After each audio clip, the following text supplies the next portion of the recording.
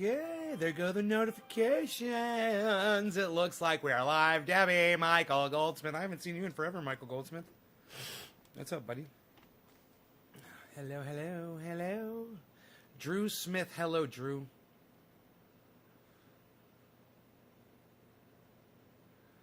How are you? How are you?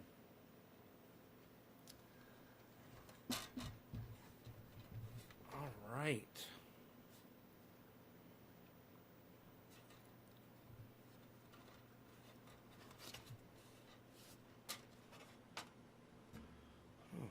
Oh, right.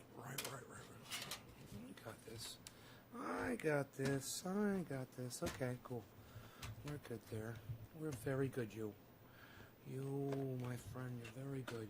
You. Cat.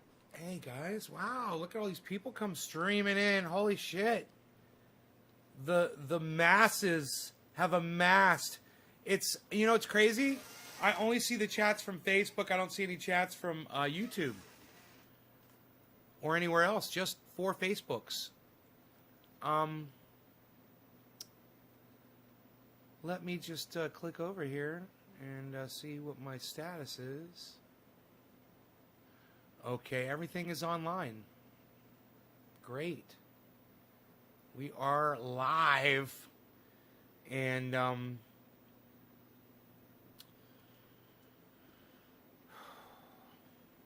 why you Beezlin? Why you Beezlin? Camera number 1. Camera number 2. Camera number 2. Camera number 1. Camera number 1. Camera number 2. Okay, we had enough fun with that? Are we good? We're good? Why you bleezin? Why you bleezin?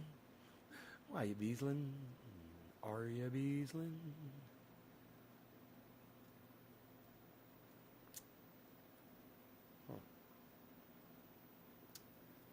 So, yeah, man. Thought I'd go live and do a show. If you're on Facebook, say hello, guys. Go ahead and say hi in the chat so I can see that you're here. We good, you good, everybody good. I got to walk in with Beezlin tonight, and we must have hiked a mile in my yard, and we were just trampling all the stuff that that Mark and I just did with the skid steer. You know, just it's so nice, man. The hiking roads out there. It's, you know, just when I thought it couldn't get any better, man, it's gotten so much better. It's so awesome. Guys, remember yesterday we were talking about when Bitcoin drops under 50, probably be a good time to buy, and it was under 50 all day today. The end of the day, man, it's come up. Now it's at 50,200. And I was able to send Ron Flacone his gift, which was great. Graham I couldn't do, but I'll be able to do Graham tomorrow. So, and Ron said thank you. He got it. So that's really cool, man. You know, none of that's getting charged to YouTube. None of that's getting, nobody's making fucking cuts off of that. In fact, if I go from Coinbase to Coinbase with them, it's like 0.01 of a fucking penny or something to make the goddamn, to make the transfer. They like charge you almost nothing. Like a percentage of a percentage of a percentage. So, I told you guys that Bitcoin was probably going to do this. And, bro, I got to tell you, I don't know. I have no idea what Bitcoin's going to do. All I know is from what I look at and what I guess. But that's not really good enough. There's a lot of things involved. But, man, I tried to purchase it. The thing is purchasing it at the right time, you know, when it's cheap. Really makes it worth your while. And then I've got a question for Ben over there at BitBoy Crypto. I wonder if he might know the answer. Is it more lucrative or advantageous to give Bitcoin as a gift when it's low in the market value, or is it better to give it when it's high in market value? You know? when you're giving gift Bitcoin. So you've been holding 4,600 since last year? Wow, man. Right on. Evening. That's a lot of money in Bitcoin. Pamela Warm. Hey, Pamela. Dude, $4,600 and you've been holding it? I'm assuming... Oh, Bitcoin. Yeah, I see. I've been holding Bitcoin since last year. Kevin, what's your Bitcoin up to now, bro? Give it low. It will always go up. Give me some when it's low. I mean, give a gift whenever. If it goes up, it does. That doesn't sound like you really know what you're talking about, Kevin. Yes, I bought in April. April of last year. Oh, yeah. So what'd your 4,600 go up to?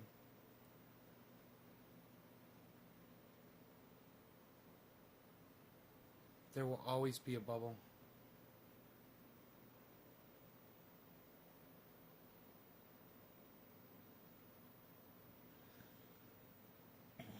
I tell you what it's doing right now is just every 10 years there's an inflation bubble of over. Yeah, you said that.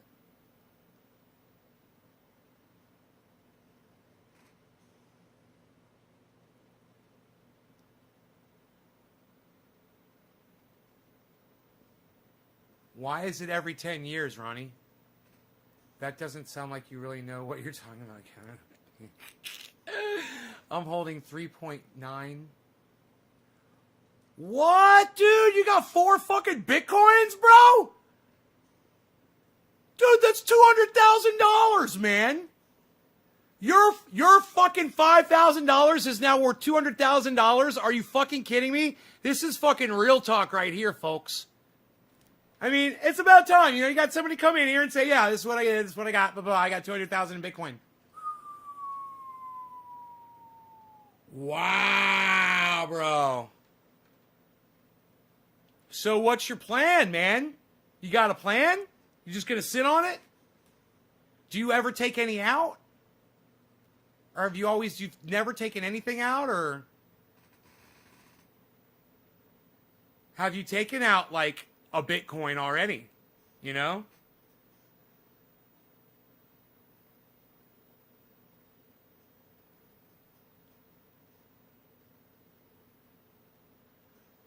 Oh, he said 3.9 coin, you fucking liar. You got 4,600. Okay, it tripled, dude. Okay.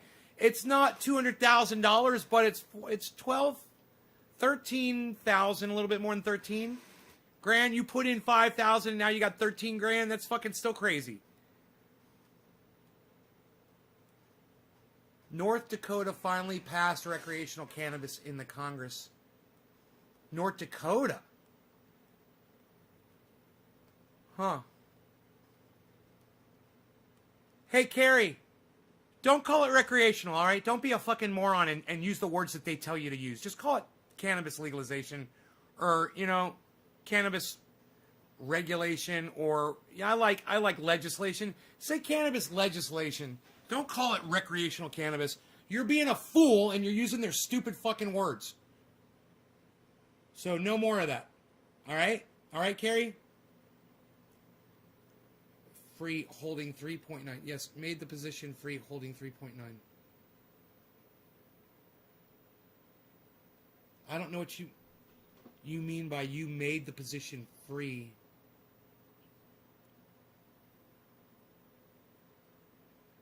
Coin is the new gold.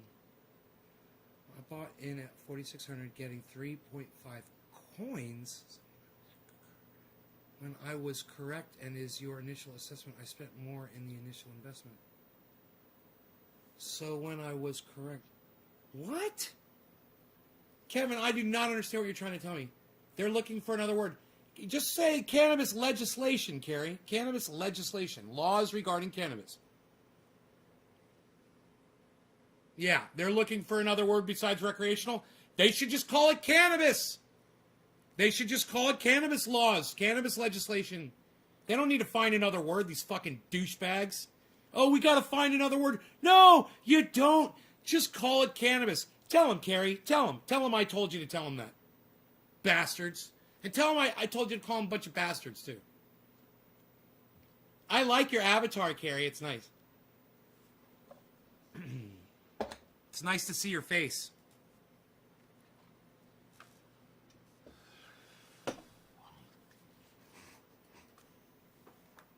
All right, I got some shatter here. Shatter. Shatter. Ah, Shatner. I am in space. Space. The final frontier of Shatter. William Shatner. Captain James T. Kirk. Starship Enterprise. 5-year mission. I don't see why Bitcoin is not the new gold standard, and if currency does go digital Bitcoin. Ronnie, because Bitcoin could fail tomorrow. That's why. It's not gold. Nobody is holding on to a chunk of fucking Bitcoin. It's all electronic. And even though all of you, people out there that say, oh, it's blockchain, so it's safe, what about a virus? What about the power goes out? Like it did in Texas. Let's say some of those Bitcoin blockchain servers were in Texas. Let's say that happens to the entire east coast of the country. Let's say it happens to the whole fucking world, man. Where's your Bitcoin then? So when I think of my buddy, one of my buddies that watches this show, and he invests in gold, and he says everyone should, he's got something to show for it, and he doesn't have to worry about it disappearing overnight.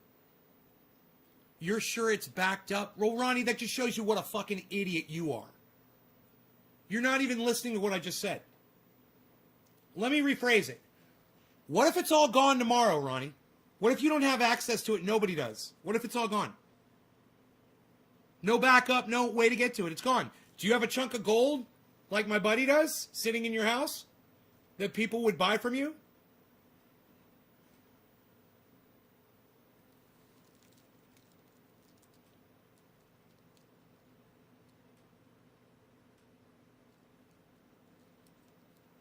Jason Renzulli?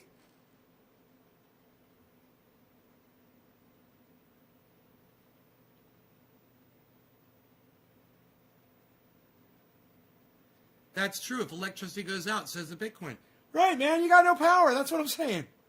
Let's say a huge fucking storm. Let's say that goddamn volcano goes off. It blocks the sun out, man. You're not going to have access to that stuff. There's probably 10 different things that could happen that could take out Bitcoin. And one of them is something as, I don't know Jason overall. I've never heard of him before. I don't know who that is. Hey, Greg, it's good to see you again, brother.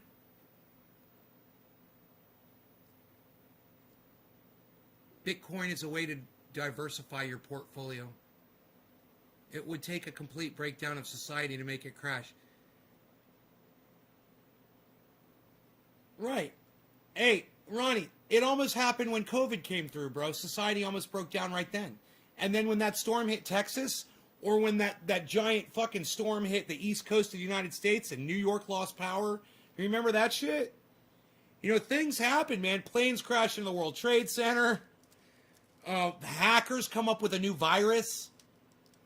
Anything electronic, man. I don't care what you say. Some fucking kid could write a goddamn virus. Mark my words, it might happen.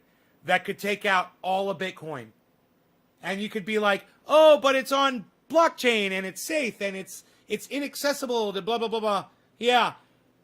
It just takes some fucking 13-year-old kid, some little fucking genius, to sit behind a computer for a little while. Man, these little fuckers are working on it right now. I guarantee you there's some little kid somewhere trying to figure out how to crack fucking Bitcoin. And, I know there's no master server and it does make me feel more comfortable. But at the same time, people think that it's a lot more secure than it really is. When you watch the value of Bitcoin just totally fucking drop on one day, You know, let's say Elon Musk, he doesn't give a fuck about you or me, right? Let's just say he's like, hey, man, I'm going to pull all my shares out of Bitcoin. 1.5 bill. Well, now he's probably got 2 bill now in there. You know, and he's like, yeah, I'm just going to take it all out and let the chips fall where they may. And then that crashes the goddamn market. And hey, man, one man could do it. He could pump it up. He could fucking take the air out of it. You know, and anybody else that wanted to do it, like Bill Gates or any massive billionaires out there, you know, someone from Dubai that had a shit ton of money, it's just like, hey, man, let's do what Elon Musk did. Fuck it. Yeah, it could happen. You lost 22% in one night, and then you got it all back, and then they pull you back in. El Padre says Bitcoin. Yes, Bitcoin. That's what we're talking about. You buy in at that point. Yes. When fucking the whole goddamn thing collapses, that's when you buy in, but it might not ever go back up again. You know? Yes, I like to see that. I like to see the stocks when they're low. I like to see them when they're high. When they're low, I like to buy them, and when they're high, I like to sell them. El Padre says Bitcoin again. El Padre, if you spam my stream for no apparent reason, I will just block you. I'll just block you because you already strike me as a stupid little fucking cunt bitch. But maybe your computer is just echoing, and that's okay. But if you fucking do it again, bro, outsters. Don't do it again. Don't spam my fucking chat for no reason. You got something to say, fucking say it. We don't take spam. We don't take too kindly to spam up in this chat. You little fucking Halloween troll bitch ass.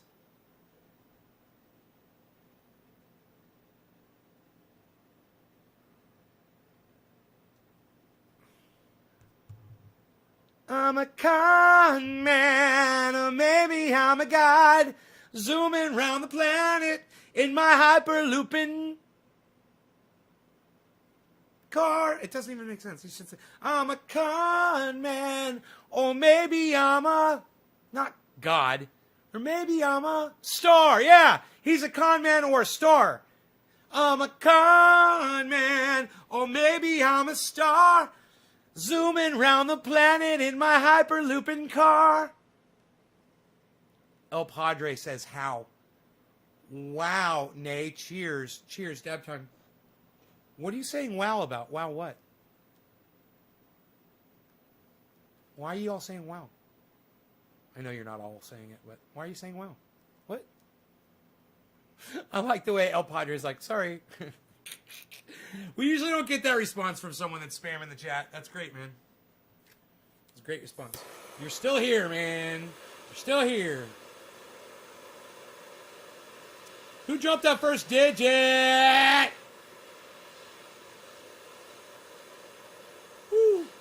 Who dropped the first? Who dropped the first digit?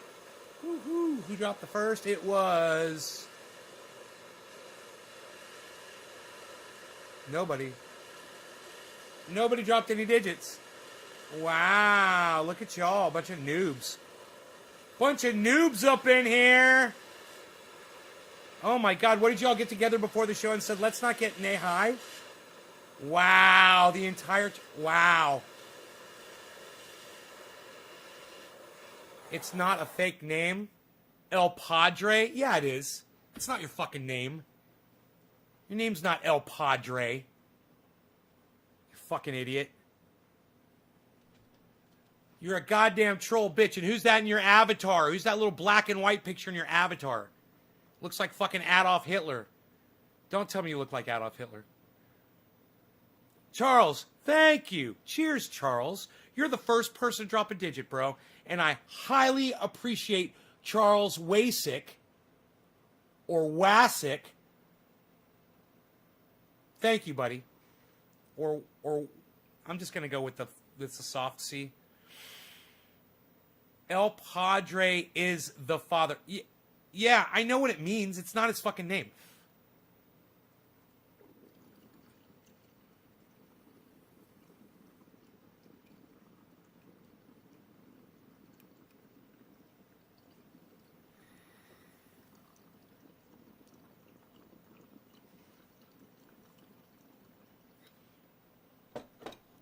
Hey, El Padre, well, fuck police and fuck pigs and fuck cops and fuck you.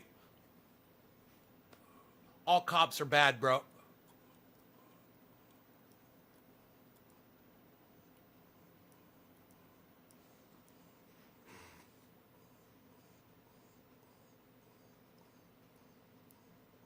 Oh, I was close when I said Adolf Hitler.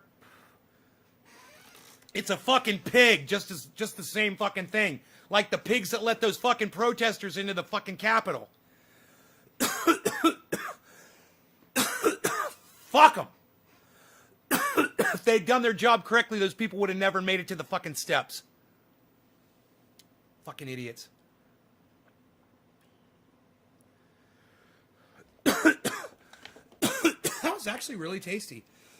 Hurts my throat. But it tastes good. Hurts my throat though. Because what he looked like? Because he looks like a fucking... Because he looks like Adolf Hitler with a pig hat? Why don't you go by your name and your picture, bro? You know? Like Kevin Stevens. You know? Or Greg Torres, I think. I don't know what Greg is over there, actually. I think it's him. I don't care what you put up for your face. I'm just saying, I can't see you. I know that's not you. I know that's not your name. You're a fucking phony bitch. If you're going to be on social media and you're going to come in my goddamn live stream where I keep it real, I would think that you would keep it real with me too. You know? Show me a little bit more respect than that. I'm coming in with your little fucking troll account.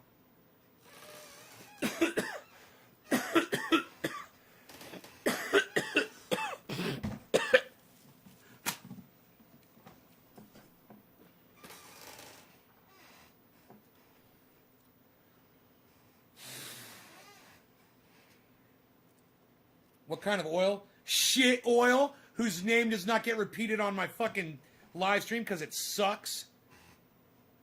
You know, I just realized I sent them a letter back and they never fucking responded, the people that sold me this garbage.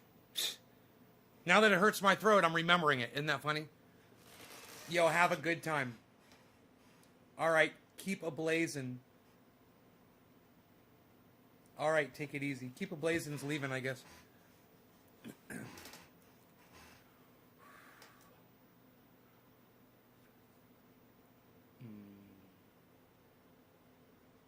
I guess Keep a Blazin' got upset because I couldn't see his face on his fucking live, on his avatar. Did you get upset, Keep a Blazin'?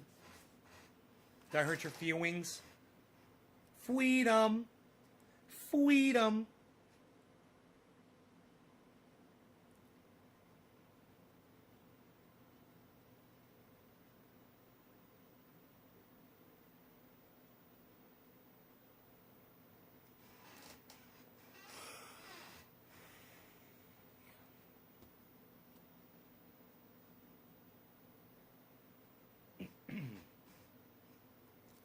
It's like when you do dabs, you always want to do more than one, you know, but when it hurts your throat, you're like, fuck you.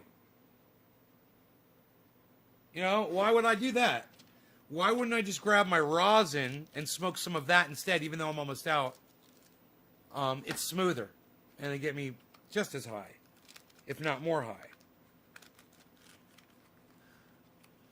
I'm a con man, or maybe I'm a star, zooming around the planet in my shitty tunnel car.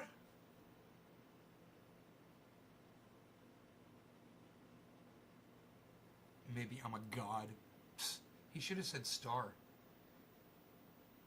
Totally would have been better, bruh. Totally would have been better, bruh.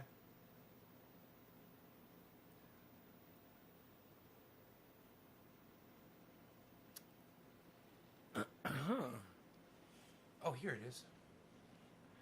Oh, I've got just enough for several dabs.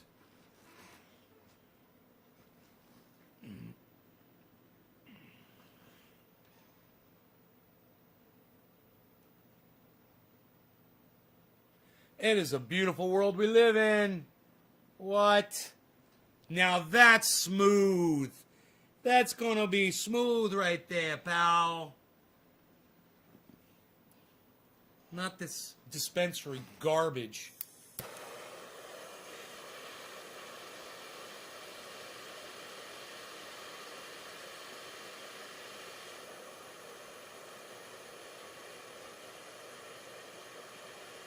Hey, I wonder how my blood pressure's doing. That watch doesn't check the blood pressure. It doesn't even have a health monitor. It does have a step counter. But, yeah, I was like, hey, it's quarter of the hour. Who am I smoking for? Who's dropping digi-doos on me? Who's dropping digits? Charles. Come on, who else is going to drop a digit? You guys, are you serious? You guys, none of you guys are sharing this video on social media anywhere and dropping a digit in here to tell me that you've done so? Have any of you shared this on social media?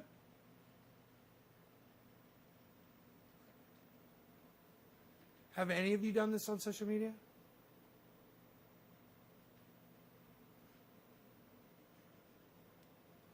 Hey, Doc Collin, Docky, Doc, you saved the dab. Thank you. Cheers.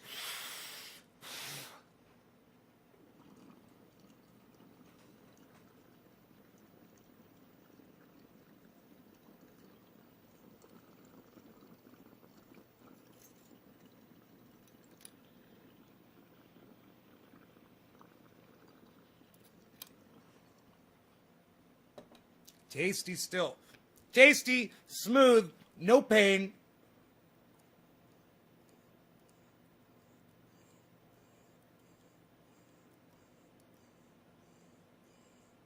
My rosin that I squish is better than fucking shatter.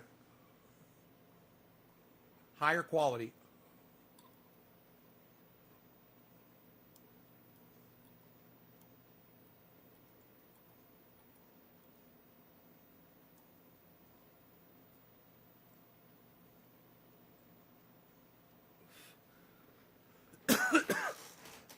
Why, you Beezlin?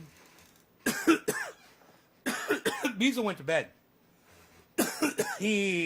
Like I told you, I took him for like a mile walk on the property, and he walked and walked and walked, man. You dropped to 7 earlier? I didn't see that. What? Did I zip past it? Charles?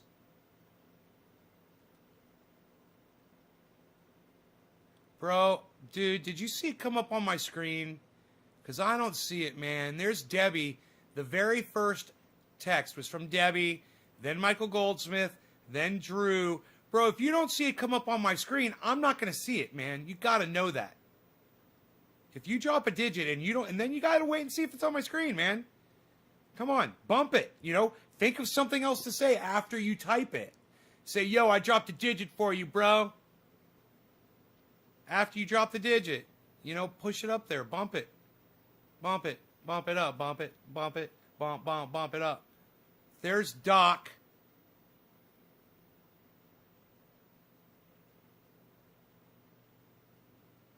Yeah, that's after Charles.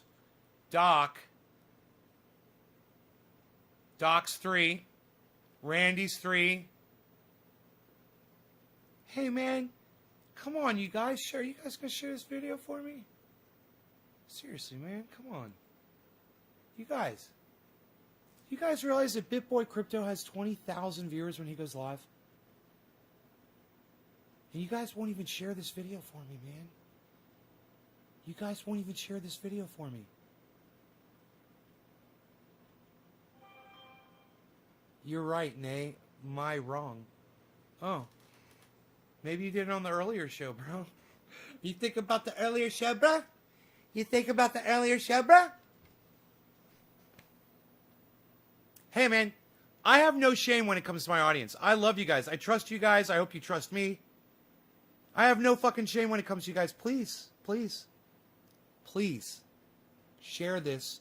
Go on social media. Tweet it at somebody. Go on Facebook. Put it in a group. Go on YouTube and make a post on your YouTube channel and say, and put a link to this. And The direct link is youtube.com. Listen to me. The direct link is, you can type this out. It's easy. youtube.com/C/trendyasdabbers/live.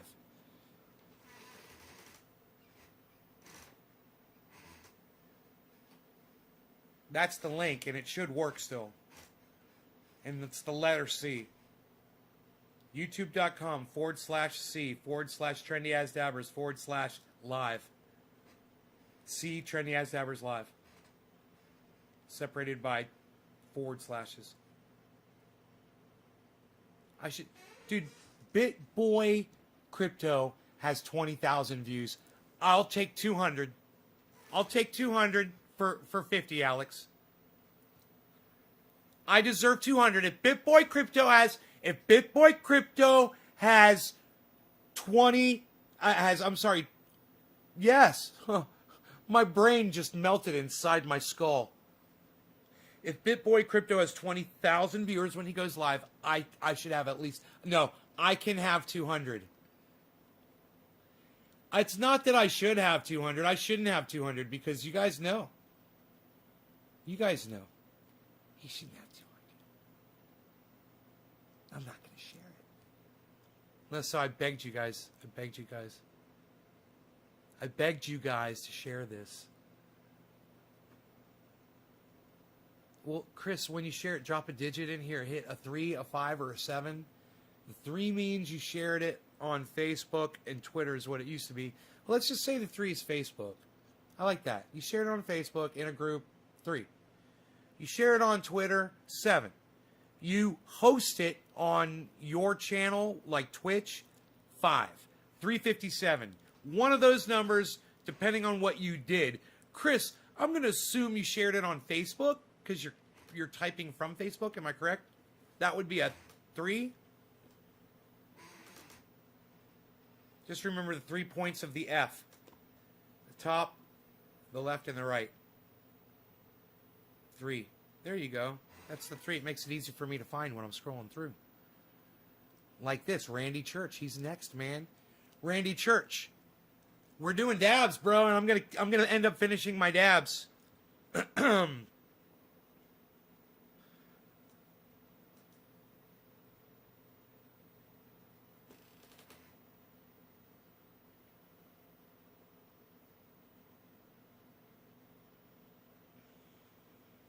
I haven't smoked dabs like this. My dabs, good dabs, in quite some time.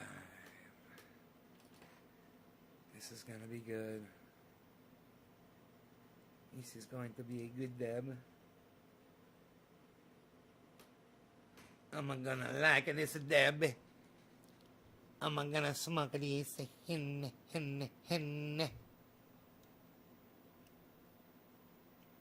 Tiffany. Hi, honey. How are you? I'm sad. People haven't been sharing the video. It's not doing really good. Is your face melty? Is my face melty? You mean, are you making a comment about my Bell's palsy?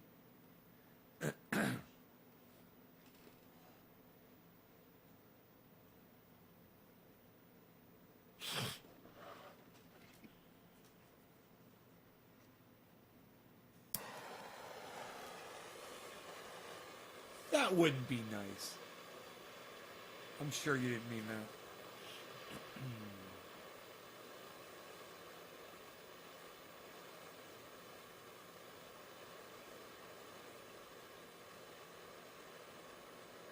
It works. YouTube.com/C/trendyasdabbers/live. There it is. Doc Holland. Doc Holland, just put the link in the chat.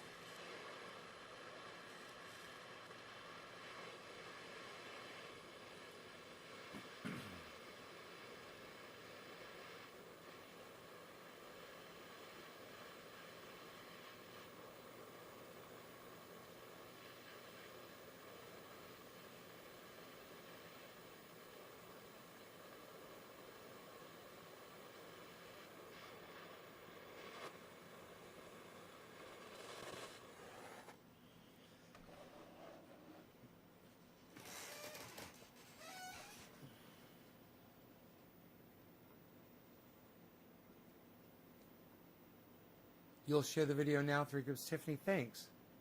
Thank you. You made my life better. I wish more people would share it, man. I can't get viewers unless people share it. I don't know what's up. I don't think people want to see my show, man. I just don't think people want to see my show. You know? There's really no excuse. Except for me and the quality of the show, or the lack of quality.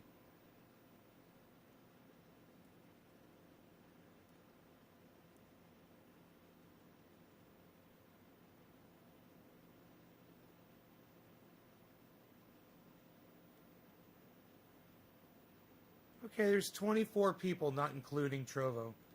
So thank you for the 24. That's actually, I'm happy with that. I didn't think there'd be that many, because there was such a poor response in the chat. So thank you for that, for the 24 of you that are here. Cheers, everybody. I forgot who this was for. God bless America. Randy Church, cheers.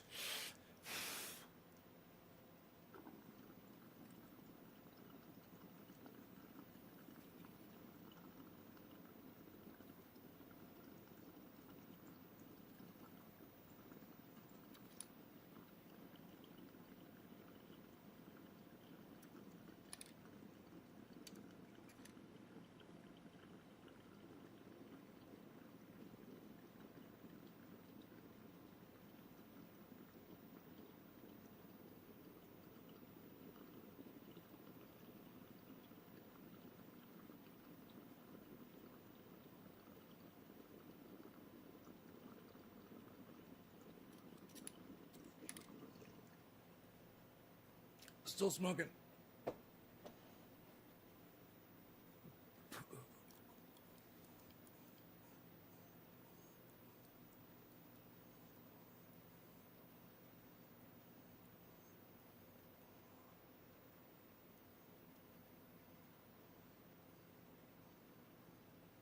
Can't even see them. They're invisible. It's probably the green screen is blocking the light that shines down right here. Fuck. It is. There's a shadow right here on my hand. I can see it.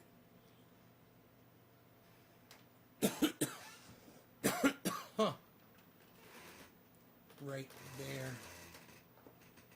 Yep, all of this, it's all shadow.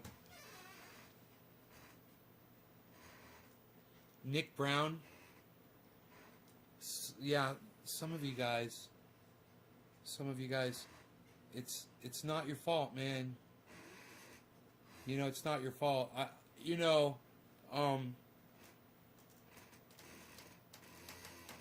don't deserve to have people watching the show, man. So it's all right. The good thing is I know it. You know. But I just refuse to conform, man. And that's a problem that I have. I have a very hard time conforming. When I am sitting with a group of people, I'm fine, you know. But when it's just me, I'm a fucking beast. I'm a savage, man. Did you guys see Savage Joy, Marie, on Ron Placone? Did anybody go and watch that after I recommended it? They talked about cannabis. And Ron mentions at the beginning that he doesn't like that they're calling it marijuana and that he'd rather them call it cannabis. It's fantastic. Steven Culbertson, thank you for the 3, brother. Oh, yes. Thank you for the share. Yes. Thank you for the share. Thank you for the Aiden Hawk. Hello. Thank you for the share. Randy Church. Yes, sirree. Chris Frisley. Chris Frisley. God, is that like the coolest fucking name ever? Dude, is your name Chris Frisley?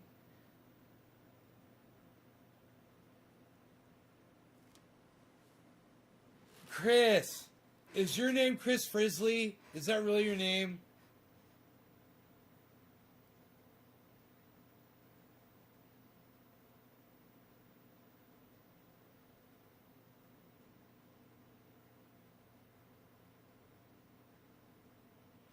Dude, did they call you Frizzly, the motherfucking Grizzly?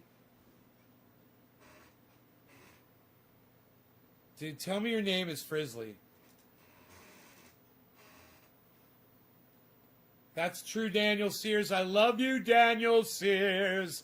I love you. Thank you. Thank you so much. Calling it weed, dope, or anything else degrades it. And calling it cannabis starts a conversation like the one we're having right now. Right, Daniel? Now we're talking about it. All the straight... If you take a 1 gram dab... See, spacebar, that's the problem. Is all the things, spacebar, that I offer you on this show, and you still demand more in order to just hit a button for me. Do you realize that?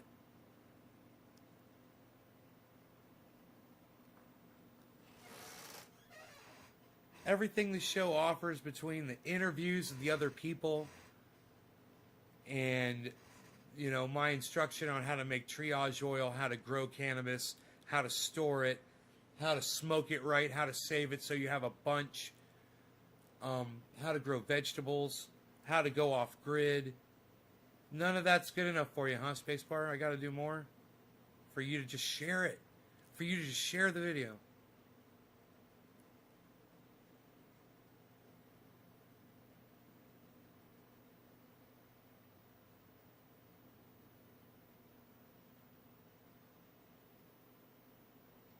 I'm so happy for you, Nate, getting into Bitcoin. I love to see the excitement having someone else.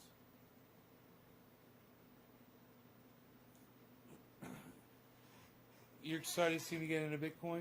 Would you still watch me if I wasn't into Bitcoin, bro?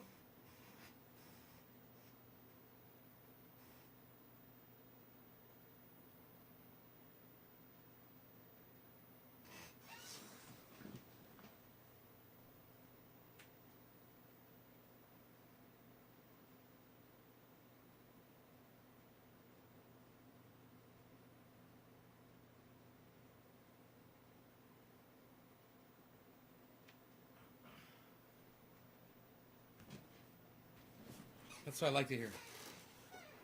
Sorry, Daddy, do you forgive me? Spacebar, yes, I do forgive you. Could you call me Nay instead of Daddy, please? N-A-Y. It'd be like we'd be buddies if you call me Nay, N-A-Y. What's up, Heavy Padilla? Chilling in the hill with Heavy Padilla. I watched you before I got into Bitcoin. Fuck yeah, son. You helped get me into Bitcoin, bro. You realize that? You and Graham Elwood talking about it. Stephen Colbert. No, not Stephen Colbert. It was John Oliver talking about it.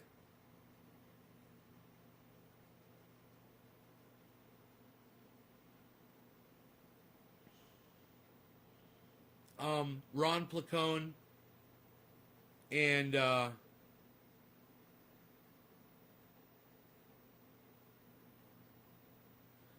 more people from the audience here asking me and mentioning it, and I was always against it, always against it, always against it, and then someone got me to look at it. I heard what it was doing. I heard it was at 30, then it went to 33, then it went from 33 to 47 to fucking 47. It blasted, and it was 55. I was like, I think I'd be stupid not to get into it. I'm always saying, I've got this money and I don't know what to do with it and blah, blah, blah, blah.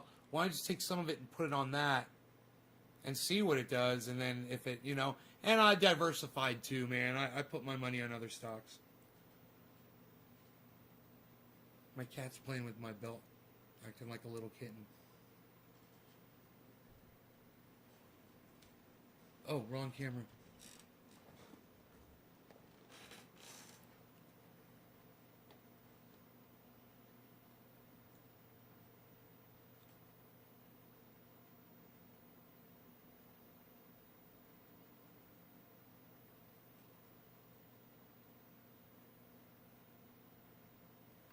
It's like he knows when I put the camera on him, man. Little fucker.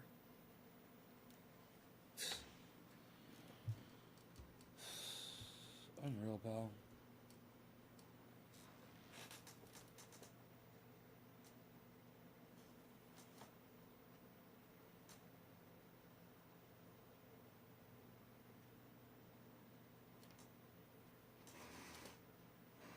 Yeah, I know, Killer GB. I know it's been you, but you're not the only one. You're not the only one that's been coming in talking about Bitcoin. There were several people.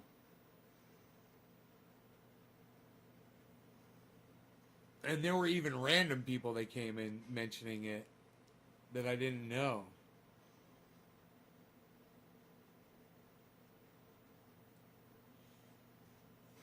But, you know, you were mentioning it, and I was like, yeah, I know. I'm hearing what it's doing because it's all over the fucking news.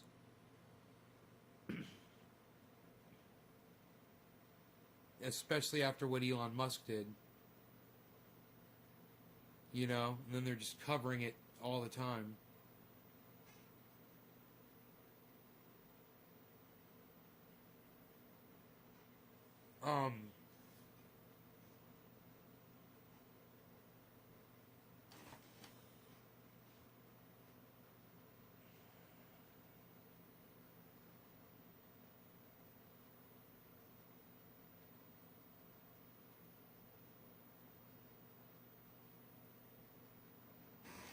Um, uh, does it, Killer GB, were you here when I asked, does it matter if you send someone a gift of Bitcoin when the market's low or when the market's high? Does it matter to either you or them? Or is it the same regardless what the value is at that time? It's...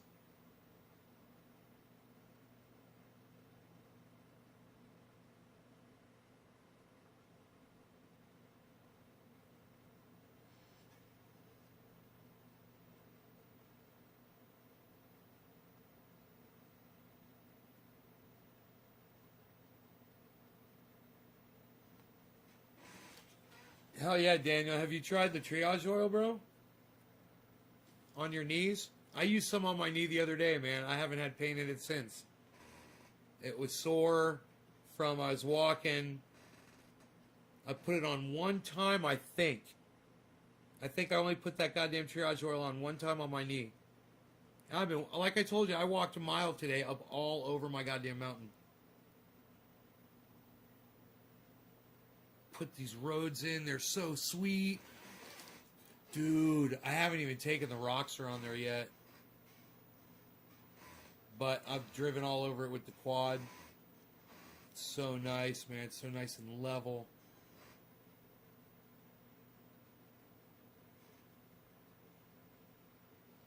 Oh, it's only 3 ingredients. You can make it yourself, Daniel. Do you do dabs, bro? Do you do dabs out of a rig like this, man? You empty the water out of it, and then you put alcohol, 99.9% alcohol in there, and you switch it around. Warm alcohol works great. Switch it around. It loosens all that stuff up, and it completely liquefies it. It goes in the alcohol. And you take that while it's liquefied, and you pour it into a dish, and you evaporate the alcohol out completely, get all the alcohol out of it, and then you're left with reclaim oil. Do you have any reclaim oil? Have you saved any reclaim oil? Ever? You have like a little bit saved up?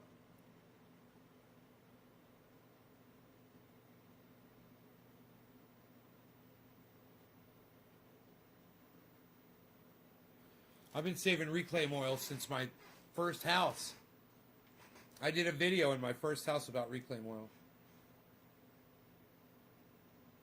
Here in California.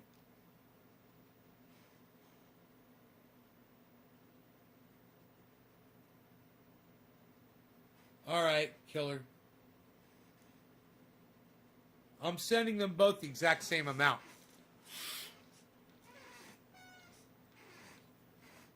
I have some, but not much.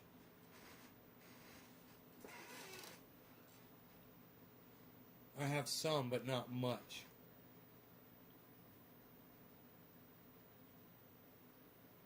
Do you have 15 drops of it?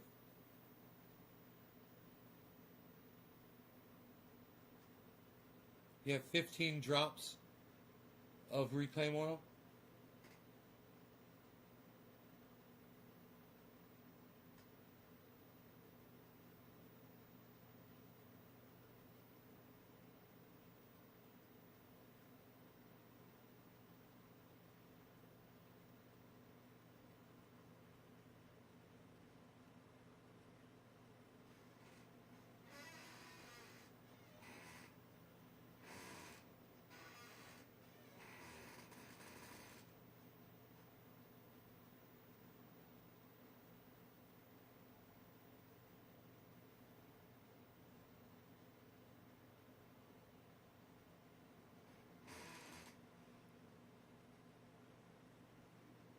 It shouldn't take you long to get it now that you know to save it up if you're doing dabs. I mean, shit, you don't even have to do the reclaim. You could just take the dabs and decarboxylate them 275 degrees for about 10 minutes. You could almost do it with a fucking hair dryer.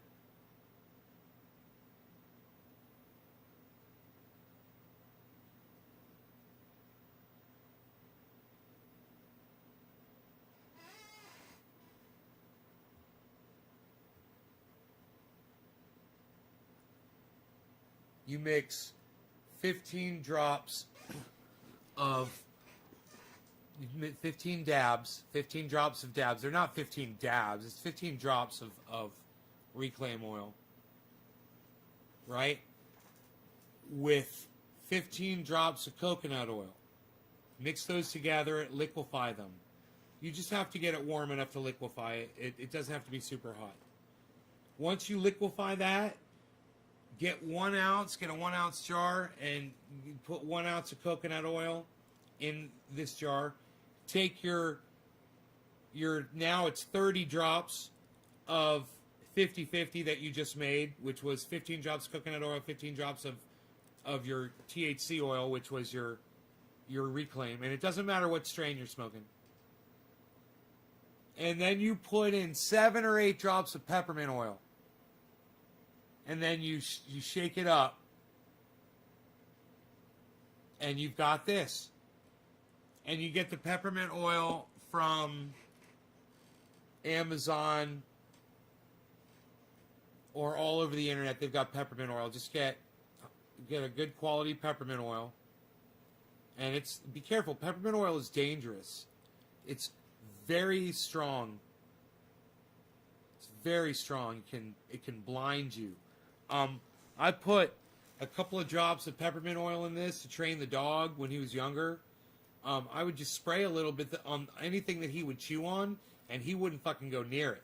Then, come to find out, this stuff works on cleaning windows and glass.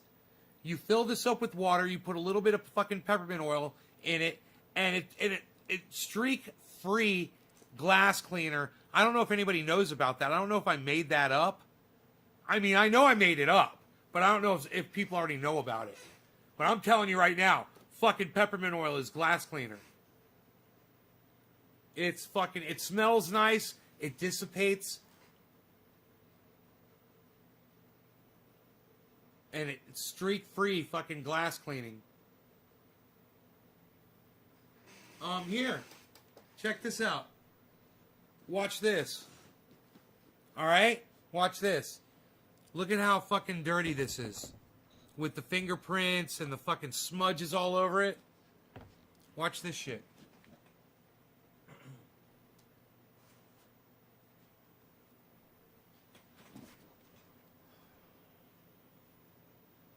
Got peppermint oil and water, right? Mostly water, just a little bit of peppermint oil. And then I'll just spray it on. Watch this thing fucking clean up.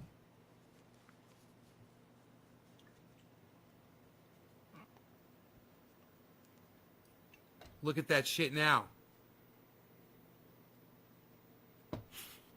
Dude, you're reading the logo through the glass.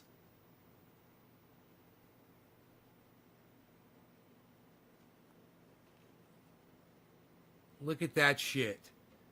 That's fucking... Is that already a thing? It's gotta be. People must have already known about that. Because I figured it out real fast. Someone else had to try it too. You know, but if you mix peppermint oil in water to, you know, to keep your dog or your cat from fucking with shit. And, you know, look at the base now. The base was disgusting. Now look at the base. Look at it sparkling. Fucking no streaks. And if I wanted to clean the inside, I would just take the rag like this, right? And spray a little peppermint oil on the rag, right? And then take it. Oh, it smells so nice.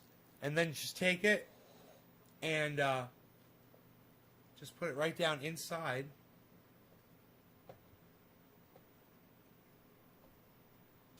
Right? Just like this. Don't press it down too fast because you'll shoot water out of your bowl. And just leave enough that you can hold on to. And then just grab it by the base and just start twisting. And eventually, it won't take long, it'll start spinning.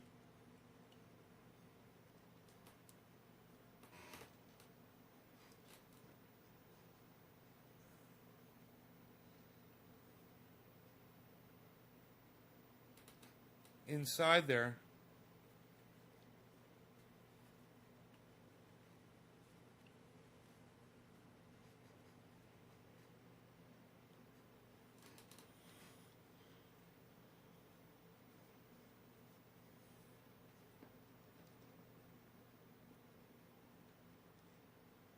I think there's something down inside. Yeah, I'm gonna have to clean this with alcohol. There's some smudge inside there. There's a little smudge inside there from some resin. Man, it looks nice and clean like that, though. Nice and clean and shiny.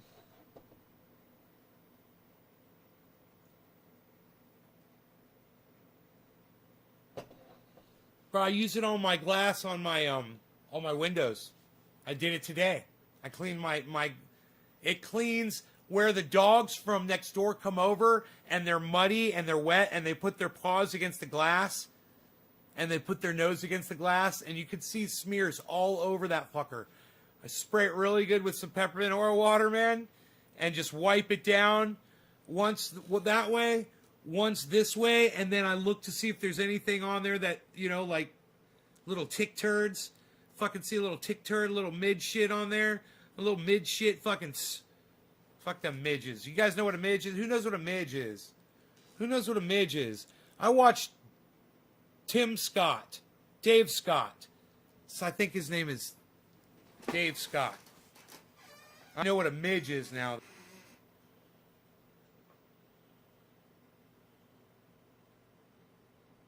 We had a different name for him in Florida.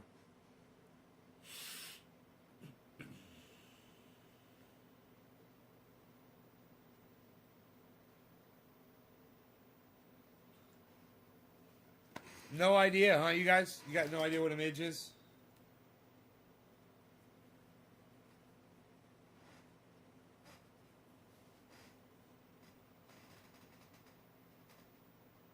Not even a guess?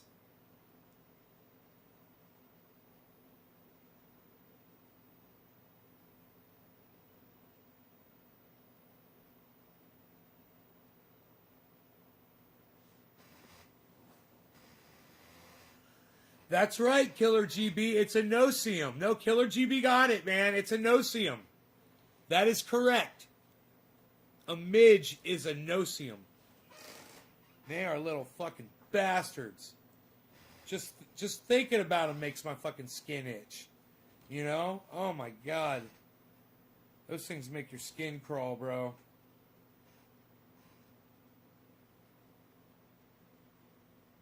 They sting. And, you know, you pretty much could kill them. Man, if you saw what a midge looked like when it's sucking your blood, that's what they're doing. Those tiny little no-see-ums, they're sucking your blood, believe it or not. Bro, I saw a close-up of a midge sucking blood, and I was just totally disgusted. Did you know that mosquitoes in Alaska can kill a fucking newborn calf by literally draining it of its blood? They kill animals like that all the time, mosquitoes in Alaska. You know why they're doing that now? Climate change. You know why I know that? Tim Scott, Dave Scott. Whatever, dude. Whatever this fucker's name is, man. I think it's Dave Scott. Science fucking channel. He's fucking awesome.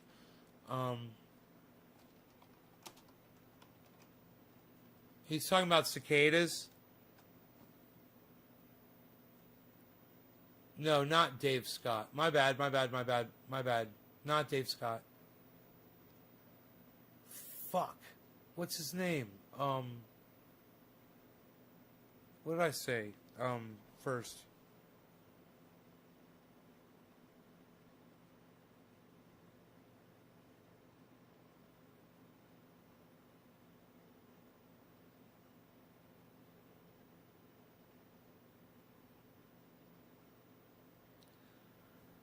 Maybe he doesn't use his name. Hold on. Tom Scott. Tom Scott? No. Michael Scott? No.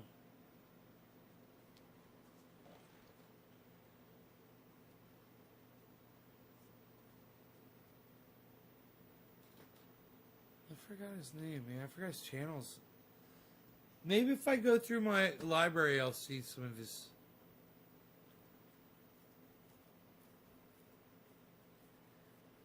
God, dude, Seth Meyers is a fucking moron.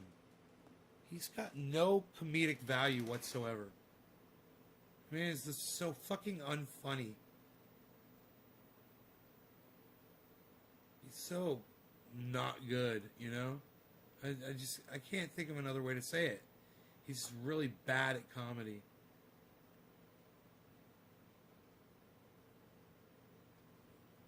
His name Dave Scott or something? What's his name? Tim Scott? Oh, is it Tim? Maybe it's Tim Scott?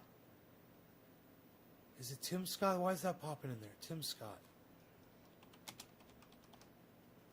Tim Scott.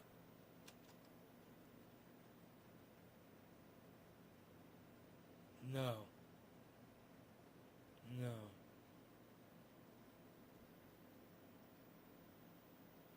No. Oh, isn't that funny? Isn't that funny? I forgot this guy's fucking... I forgot his name.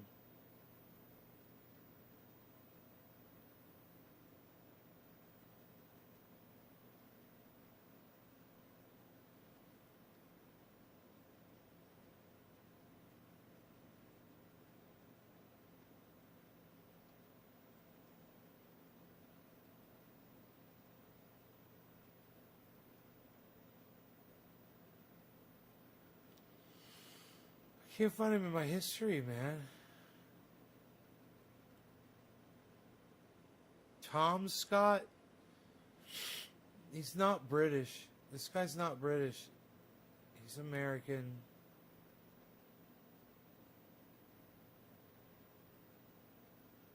It's so funny. It'll come up. I'm gonna find it any second now.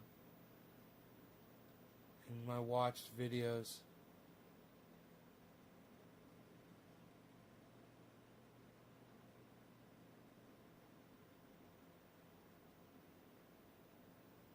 Oh, is it Joe Scott? Dude, I think it's Joe Scott. I think it's Joe Scott. Joe Scott.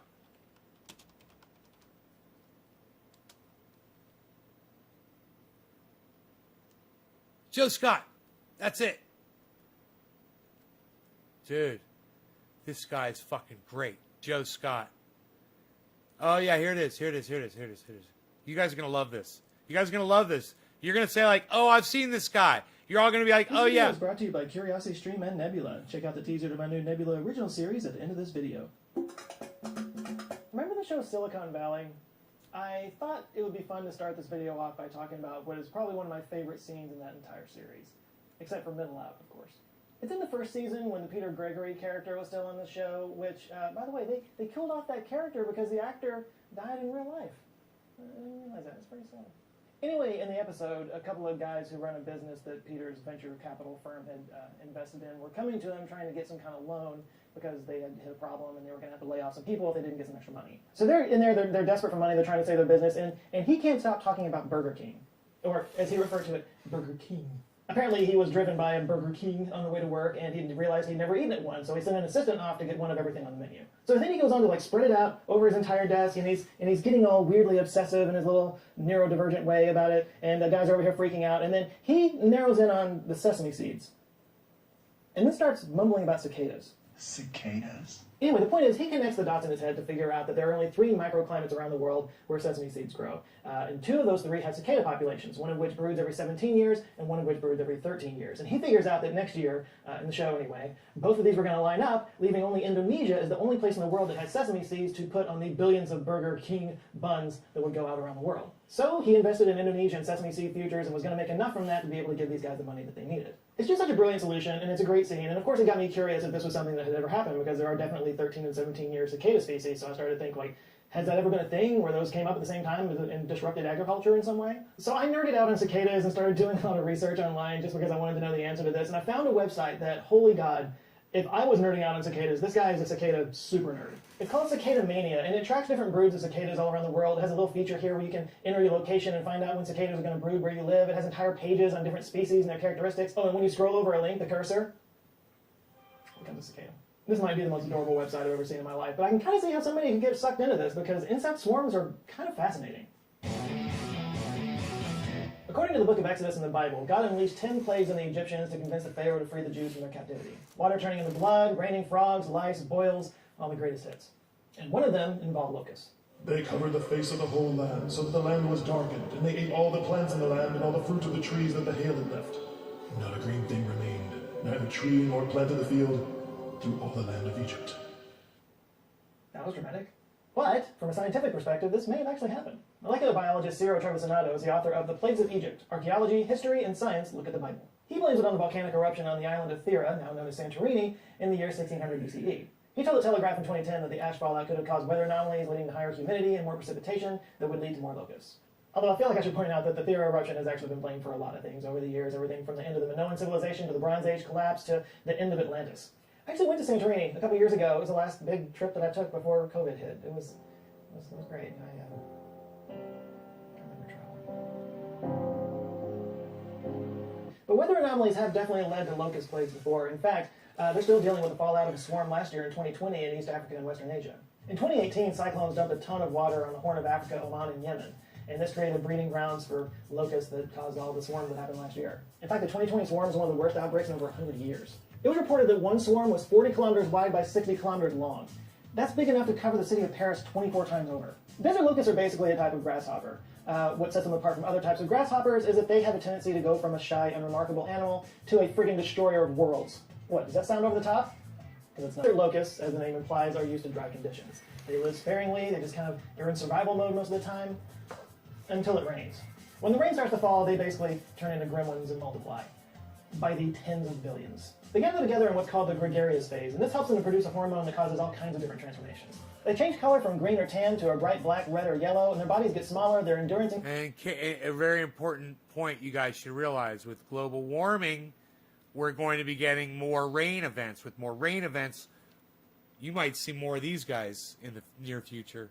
Increases, and their brains grow, along with their appetites. By the way, this ability to change in response to environmental conditions is known as phenotypic plasticity. The females lay eggs together that all hatch in sync, so hey, Jacob. 1 million desert locusts can turn into 1 billion in just a few days. And then once they take flight, they're... All right, Daniel. Unstoppable. Locusts ride the winds and can migrate across great distances. In just one day, they can fly more than 200 kilometers, eating all the green vegetation they find along the way. They can eat their own weight in food every day. Now, granted, that's only 2 grams each, but when you're talking about 50 billion of them in these swarms, that can add up to as much food as 35,000 people per square kilometer.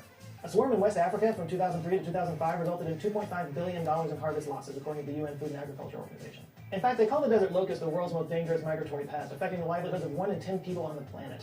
So, why talk about insect plagues? That's why.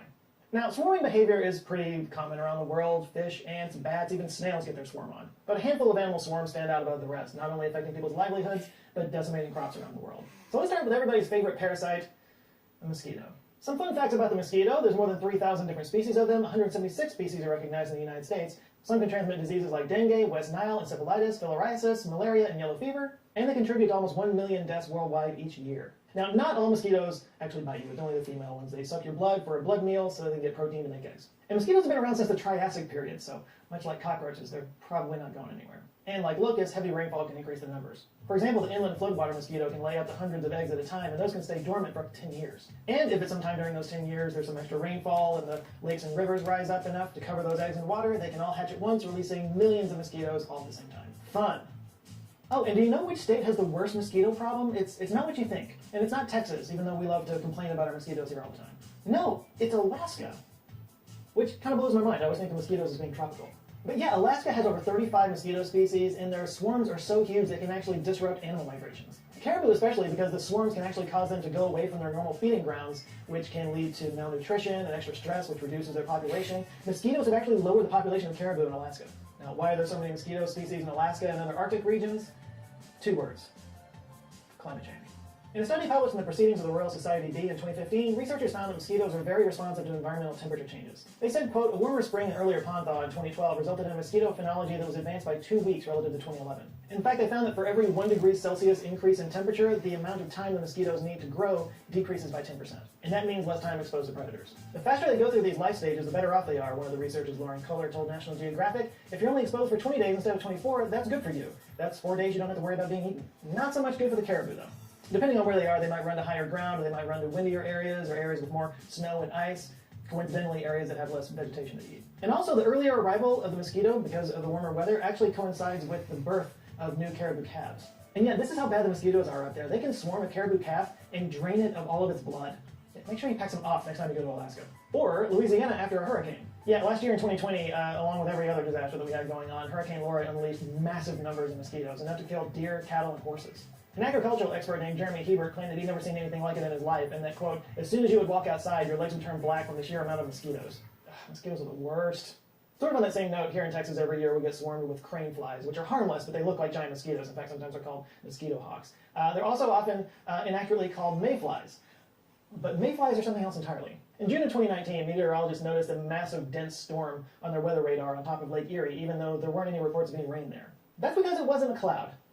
It was a mayfly swarm. There are more than 3,000 species of them worldwide, with more than 700 species in North America alone.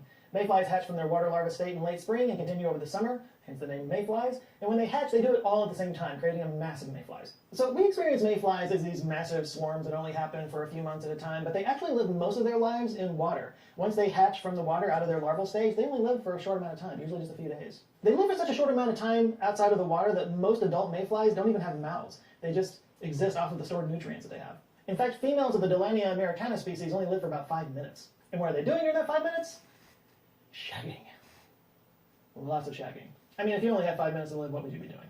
Mayfly swarms are basically colossal orgies. Orgies so big that some towns have had to close down roads, cars have been damaged, and some cities had to turn off their lights. It's like your mom's in town. After mating is completed, the male dies, the female then goes off to lay her eggs in the water, up to 3,000 eggs at a time, and then she dies too. Talk about going out with a bang. But enormous swarms of mayflies are actually a good thing. It's basically an all-you-can-eat buffet for birds and other wildlife. A study published in the Proceedings of the National Academy of Sciences in 2020 found that, quote, a single emergence event can produce 87.9 billion mayflies, releasing 3,078.6 tons of biomass into the airspace over several hours. Yay, massive orgies! It's also good news because it means our aquatic ecosystems are healthy. Since mayflies spend most of their lives in the water, they're really sensitive to pollution, which can compromise their ability to reproduce. In fact, you can kind of tell how clean the water is by the size of the mayfly swarms. Unfortunately, it appears that the mayfly populations are getting smaller. It's actually gone down by 50% in some areas. Oh no, smaller orgies. A couple of suggested reasons include, of course, climate change. It's thought that the warmer temperature might reduce the oxygen levels in the water, and fertilizer runoff from farms triggering algal blooms that put toxins into the water. Whatever the cause, it's not looking good. According to that study I just mentioned, quote, if these population trends continue, persistent environmental changes could threaten to once more extirpate hexagenia mayflies from North America's largest waterways, making this ephemeral spectacle and its vital ecological functions a thing of the past. Hashtag save the orchids. Next up, let's talk about midges. Midges are kind of tiny little flies, most of them are harmless, but we're going to talk about one specific family, Ceratopogonidae, also known as the biting midge. Look at that.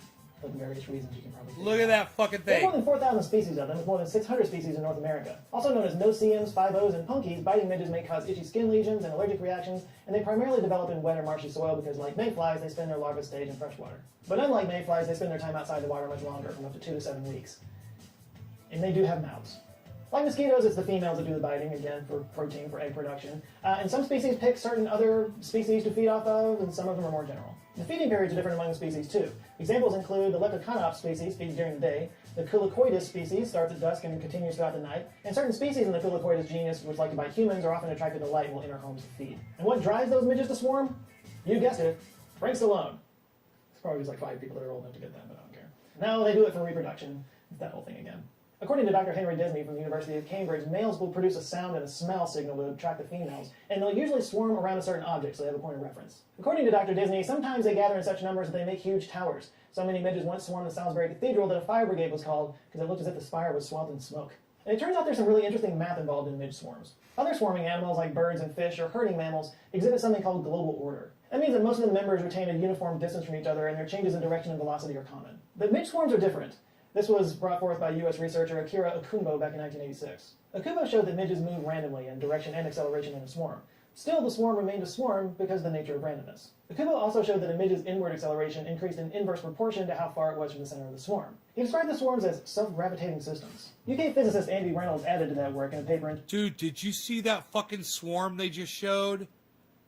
Of midges? Oh my god. Direction and acceleration in a swarm. Still, the swarm remained a swarm because of the nature of randomness. Okumbo also... Oh my god. That's a fucking swarm of midges, man. Dude. Could you imagine being in the middle of that? Breathing them fuckers in? You're breathing them in. Could you imagine if you were in that? Dude. Look at that.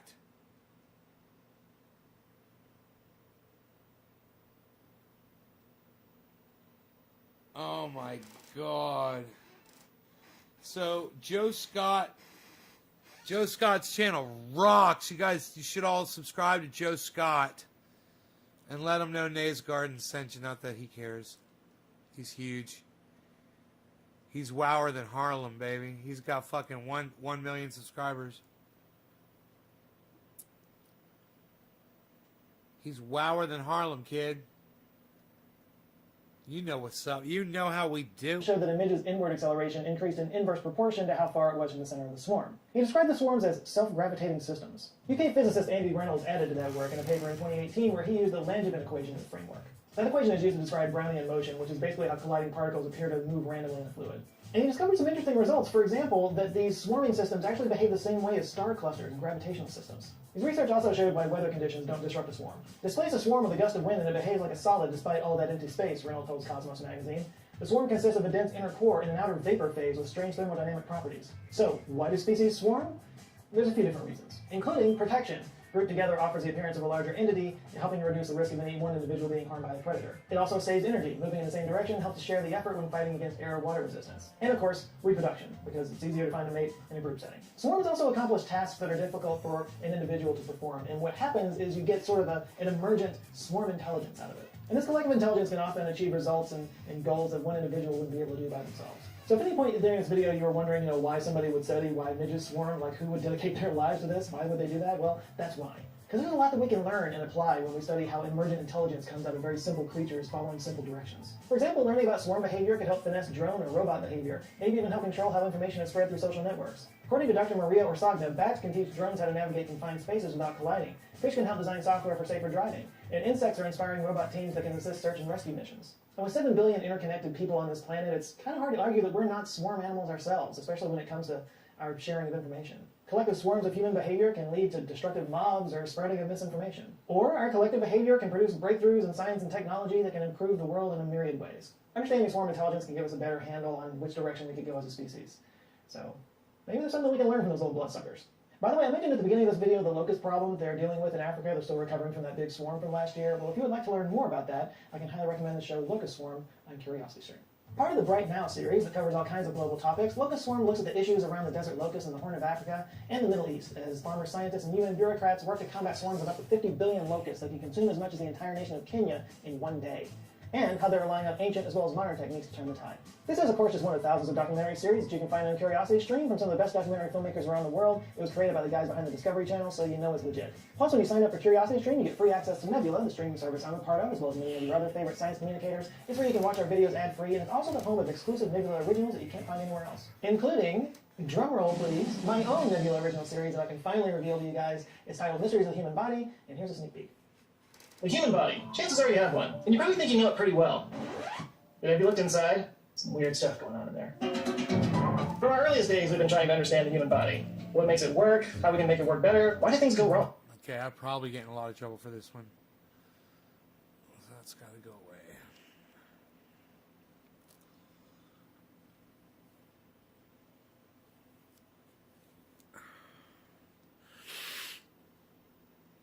You guys are a lovely audience. We did some long shows today, huh? I will see you guys tomorrow. Take care, everybody. And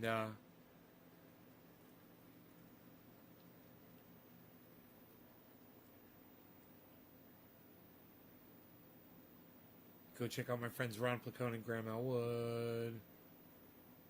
Go watch their shows. They're fucking awesome. Check out their channels on YouTube. Ron Placone, Graham Elwood. Ron Placone, Graham Elwood. Ron Placone, Graham Elwood. Check out Graham Elwood's movie on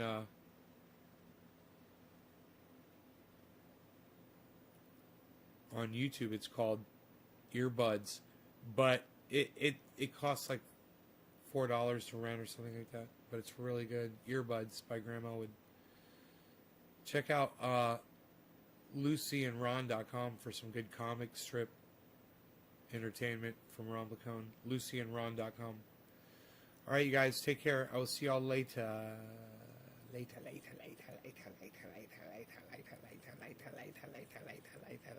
Goodbye.